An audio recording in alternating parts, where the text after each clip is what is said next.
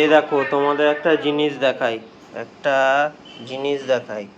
এই যে এইখানে একটা মেয়ে এই যে শুয়েছিল ওই ভিতরে খাটের ওই শেষ প্রান্তে, এই এখন এইখানে শুয়ে আছে। মুখ ঘুরিয়ে নিলে হবে না।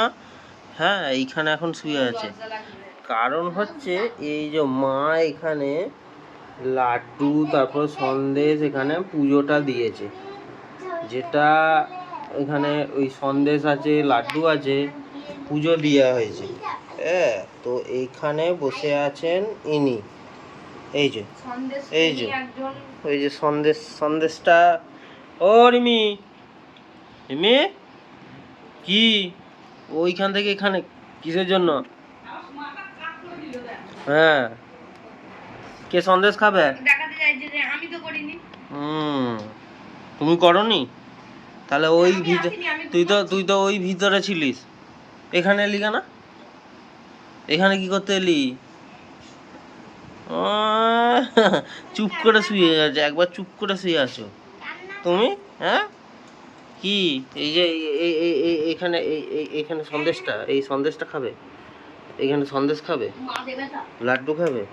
মায়ের কাছ থেকে বায়না করে ওই খা, ওগুলো খাওয়া বারণ তো, ওগুলো খাওয়া চলবে? চলবে হ্যাঁ কি না বলা আমার। হ্যাঁ কি ওই ভিতর থেকে এইখানে চলে এলি কেন?